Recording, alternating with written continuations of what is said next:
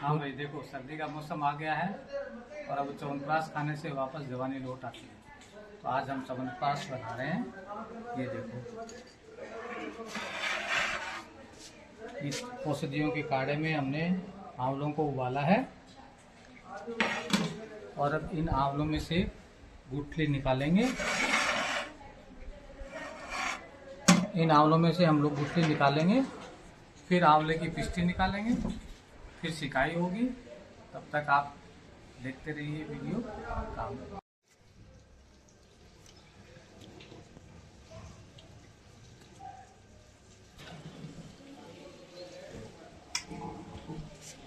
ये देखिए, ये औषधियों के काढ़े में आंवले उबल गए हैं। अब हम इनकी सबकी गुठलियाँ निकालेंगे, फिर इनकी पिस्टी बनाएंगे, फिर इनकी सिकाई होगी। तो आंवले से गुठलियाँ निकाल रहे हैं। आंवले उबल गए हमारे और आंवले से गुठलियाँ अलग कर रहे हैं।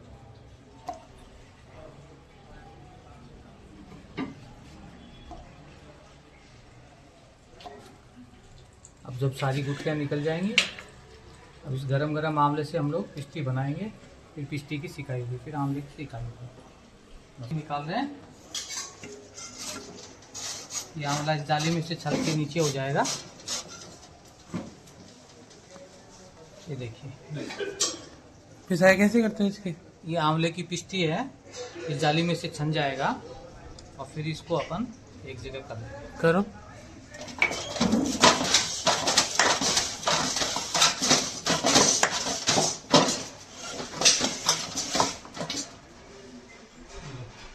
आंवला नीचे चला गया, इसमें वो डाल देंगे।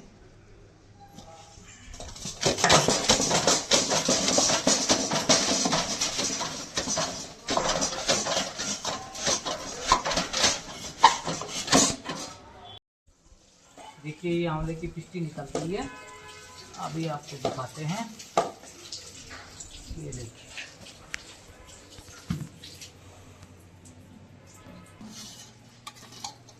ये देखिए, ये आंवले की पिस्टी बन गई है।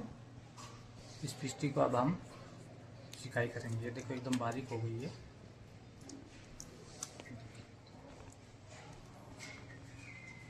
अभी क्या करोगे? अब इस पिस्टी की सिकाई होगी। जैसे काजू की सिकाई होती है धीमी धीमी आंच में, ऐसे ही पिस्टी की सिकाई होगी। ये आंवले की पिस्टी की सिकाई होती है, जैसे काजू की सिकाई होती है, वैसे ही आंवले की मंदी मंदी आंच में सिकाई हो रही है। ये देखो, भट्टी के ऊपर पत्थर लगा हुआ है। भट्टी के ऊपर पत्थर मतलब हीट से इसकी सिकाई हो रही है। एकदम मंदी मंदी आंच में सिकाई होगी। सिकाई होने के बाद इसमें चाशनी मिलाई जाएगी और चाशनी के बाद पूरी छनाई होगी। छनाई होने के बाद फिर इसमें और औषधियाँ, 8 प्रकार की औषधियाँ और मिलेंगी। तब ये च्यवनप्राश तैयार होगा। आंवले की पिस्टी की सिकाई हो गई है। अब इसकी चाशनी तैयार होगी। सारे कांटे के उबाल, सारी औषधियों के कांटा जो उबला हुआ है, उसी कांटे में चाशनी बनाएंगे। चाशनी बना करके फिर इसमें मिलाएंगे और ये च्यवनप्राश तैयार हो जाएगा। ऑर्डर के लिए हमें लॉगिन करें। ये औषधियों का काढ़ा है और इसी में अब चाशनी बनेगी। कौन कौन सा च्यवनप्राश बना रहे हो?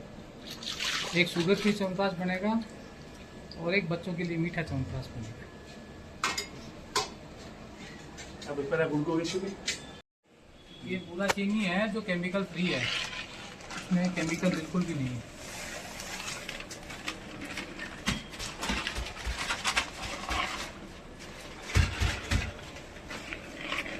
क्या रहेगी?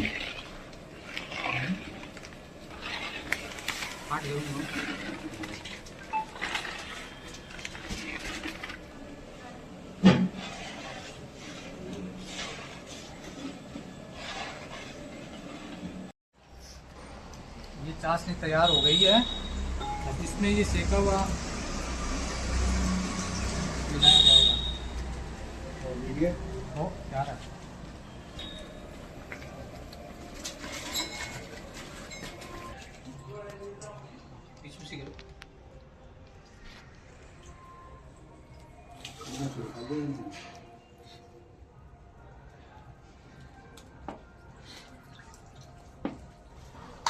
लाइट बंद करने के लिए ठीक है, फोटो तो लेना है, लीजिए।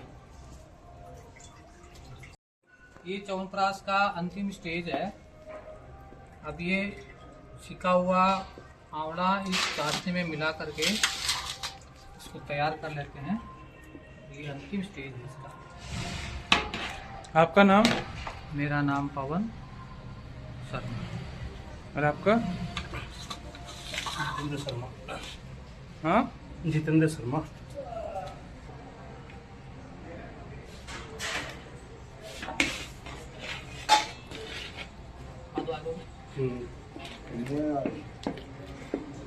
च्यवनप्राश बन गया है। अब इसको दोबारा छानेंगे ताकि इसमें कोई अशुद्धि नहीं रह जाए। ये देखिए, दोबारा इसकी छनाई होगी।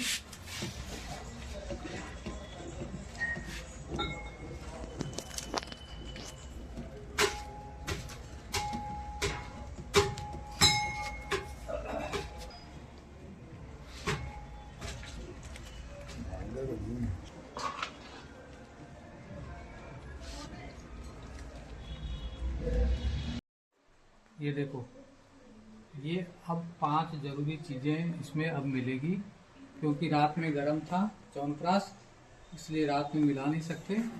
अब ये हल्का ठंडा हो गया है, तो अब इसमें ये 5 जरूरी चीज़ें हैं। पहली है दालचीनी,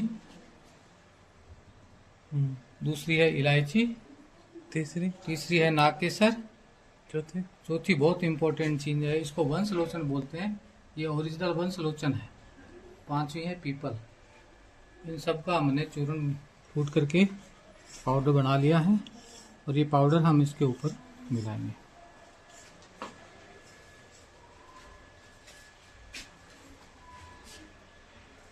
इस पाउडर मिलाने से क्या होता है?